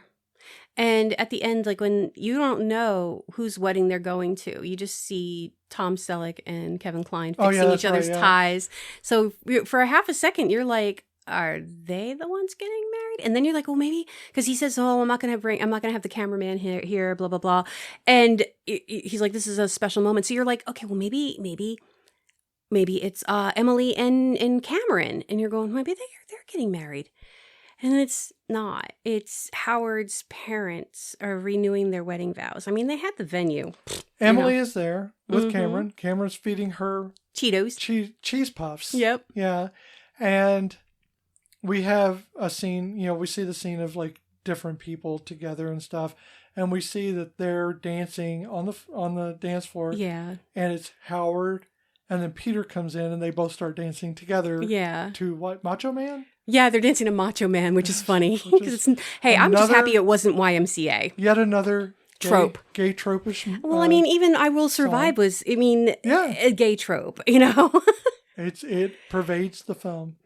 We talked about how we felt when we first saw the movie. I enjoyed it when I wrote down words. So we were using a feelings chart. Feelings wheel. In order to kind of isolate what those feelings are. So I wrote down the words. I would start at the center and work my way out. And so for me, I had happy, interested, playful, cheeky, and free, because that's how I felt the first time I watched this movie. I felt surprised and excited because I didn't know what to expect, and eager because, again, the movie had, for me, and I'm trying to think of how I was then, it was a world I wasn't fully involved in because I didn't know. Like in 97, again, I was a stay-at-home mom. I wasn't involved in this world. I went from club kid to mom, And so, yeah. And then I also had sad and despair because, again, I felt bad for Emily. And this time, I don't have as many words, but they're very concise. Frustrated, critical, hopeful, and optimistic. Because while there's a lot of shit in this movie that we have to look at and go, don't vomit, because it's ridiculous, and again, that word cliche, I'm optimistic and to think that maybe, regardless of how shitty things are right now, I have to be optimistic. I have to hope that things are going to get better someday. Because if I don't, then what's the fucking point? Yeah. So the way I feel now about this film overall, and I've talked about my feelings all throughout this, but really as you said, we try to isolate our feelings to try to give like what the concise feeling is. For me, there's a duality there, because how I feel about the film is there was a general happiness to it. That I was happy to see the film. It was cute. It was fun. But there's this overlying theme because of the time that we're in right now. It is hard to overlook that while this film is considered lighthearted, it is made not lighthearted at all by what we're enduring right now. The fact that it was 97 and we're still dealing with this shit and then some. So when I say that I am feeling powerless and I feel despair right now, it's not because of the film. It is what I'm feeling when I view this film because it should be hopeful. It should be. It should be hopeful in a way that cishet people can understand by this film that maybe we're just human beings and we just want to be ourselves. We just want to be us. But it is really hard to separate what's happening right now emotionally. It really is. And I get people are not always going to understand this. And they're going to be mad when I say privilege, they think I don't have privilege. Look at the things I don't have. But this isn't about what power you personally have in the world. It is about the power society gives you. Right. For who you are. How you just, luck of the draw, were born. It isn't about your abilities. It isn't about anything that you've done. Nope. It is about your space in society and the privileges you hold. Can you walk through that space and not fear? Right. Can you walk through that space and not worry about judgment and hatred and possibly death? Can you walk through that space and be a voice and have people listen to your voice or tell you to shut the fuck up? And that is privilege. And that is your privilege. So when we say that, I want you to understand that we don't think just because you're white, you have all the privileges. No. You have a privilege. Just because you're cis doesn't mean you have all the privileges. It means you have a privilege. Just because you're a man doesn't mean you have all the privileges. It means you have a privilege. Learn to use those privileges to lift other people up. And if you can lift everyone out of marginalization, then you don't have to worry about privileges being a factor, because privileges won't be a factor. It's important that we understand this movie is lighthearted in its attempt to show a very drag queen scenario of gay men, and understand that they have died at the hands of heterosexual people for coming out, just for existing. Yep. So and you can enjoy this film. You can love this film. And you can love the people that are in it. But learn from it. Come away with something deeper than just a lighthearted film. Come away from it thinking, what is it I can do to help the people in my life, the people that should be in my life that I've turned away from, or the people in my life that aren't in my life because I chose not to include them. Just be a better person. Just be there in society for the people that need to be part of that society. We don't get a choice in who we are. We only get a choice in being ourselves. Allow us to do that, and we will always support you in what you do for yourself. We just want to be part of the life that everybody else gets to enjoy. And I think we've really wrung this movie out of all emotion. Yes. And I've tried very desperately to hold it together. Oh, you've done good. Just remember, guys, just because somebody else wants a piece of the pie doesn't mean your piece gets smaller. That's all you need to remember. Everybody deserves a piece.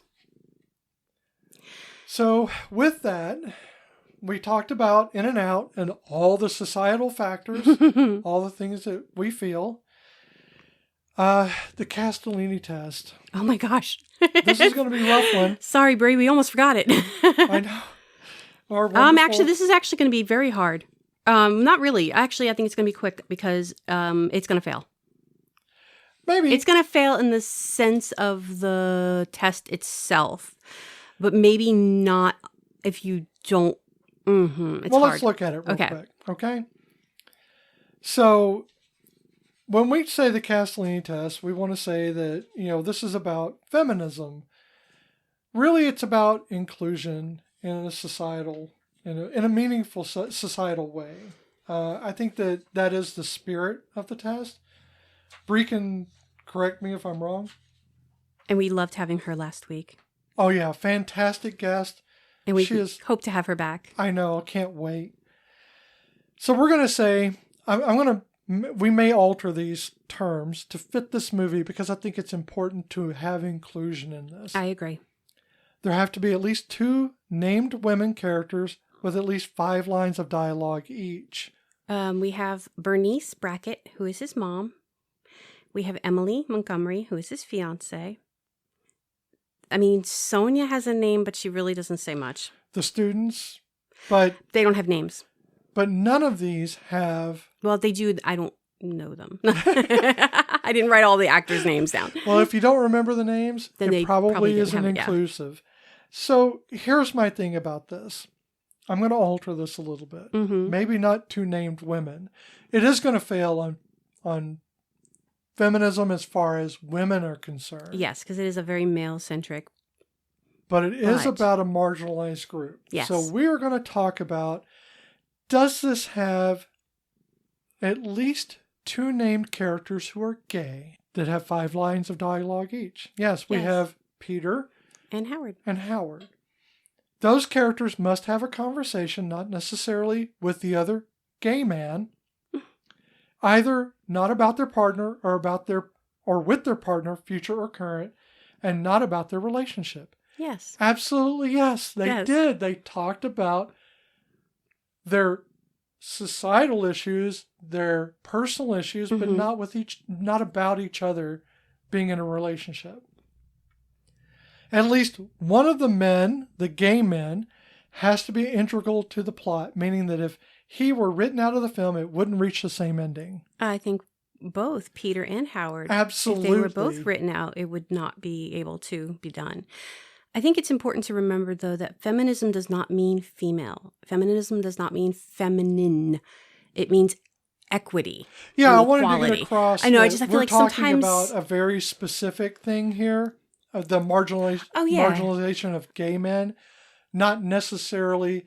I just feel like sometimes it's forgotten that it's not a female word. Just because it's got that femme in it doesn't make it a female word. It is an equality. This is still a measurement of feminism. I'm just changing the word woman and the rules. I meant just in general. I didn't mean just today. I meant just like in general. I meant to bring it up last week too, but I think we were really running late. As we are now. But I think you're right. You're absolutely right. But this passes on every single one. You cannot take Peter out of the scenario. No. If you write Peter out, no one gave Howard the catharsis with which to change and truly be himself. He would have put himself through that wedding. He would have. He would have still married her. He would not have had that understanding and that free. So you were talking about that freedom. You know, you were talking about the coming out of your egg and things like that.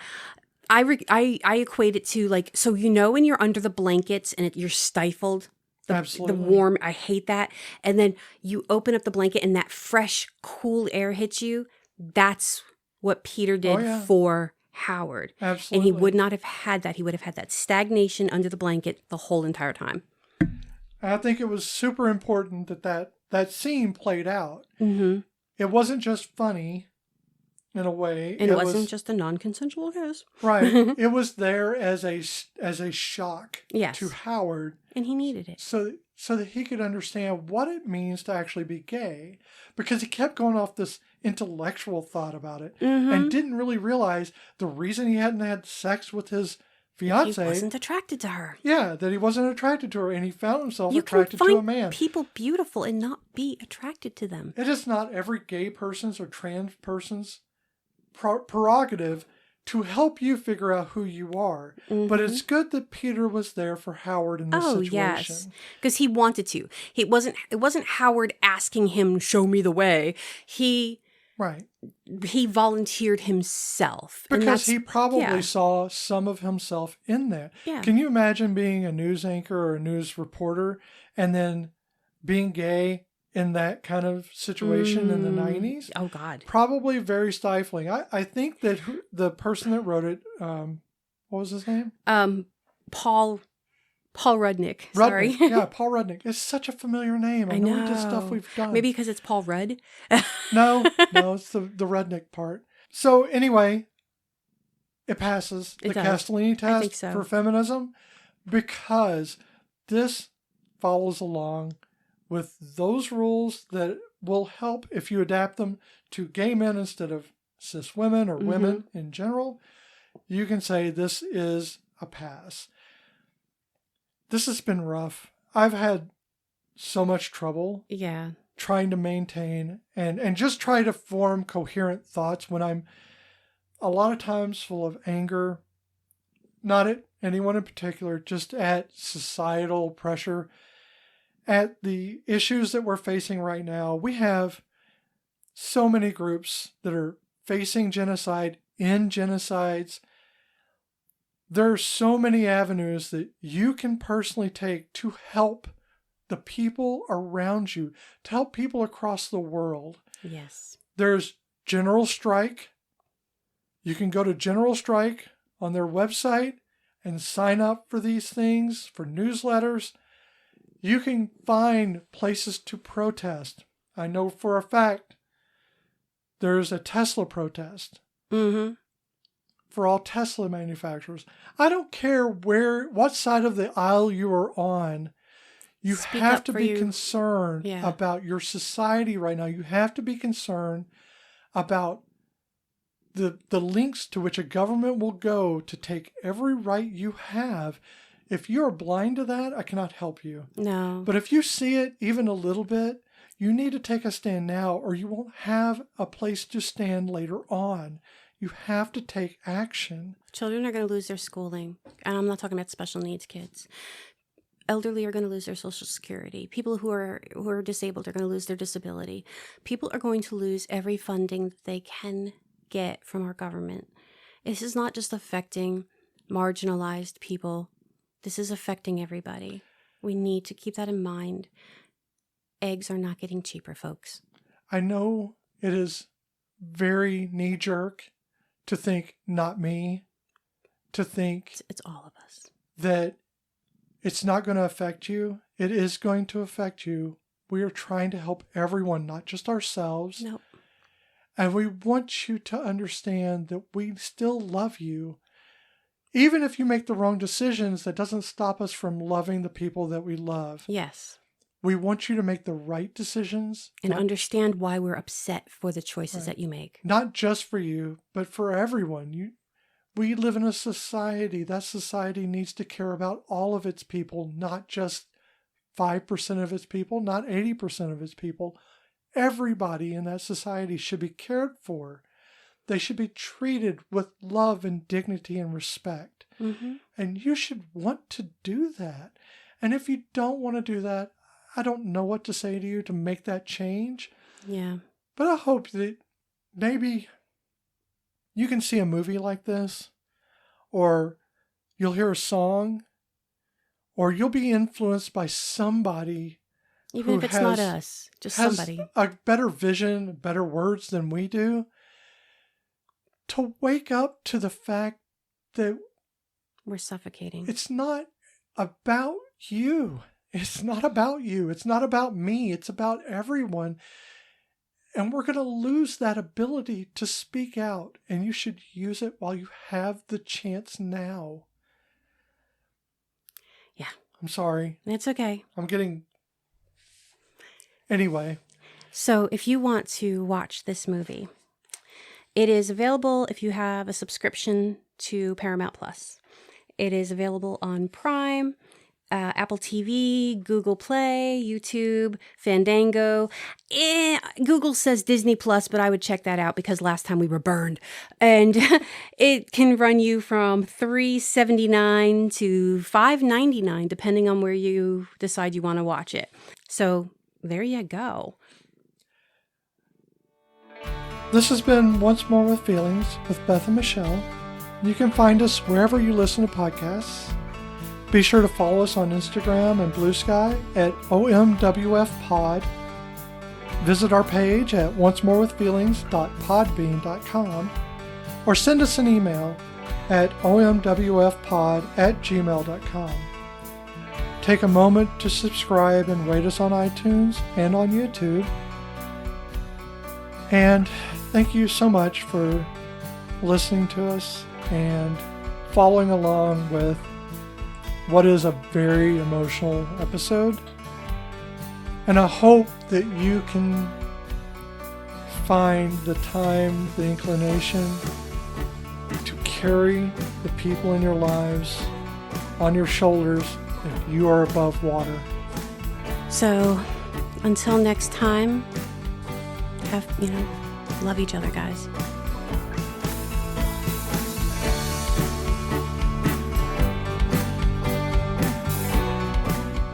Stand straight and tall. Excuse me, are we a little teapot?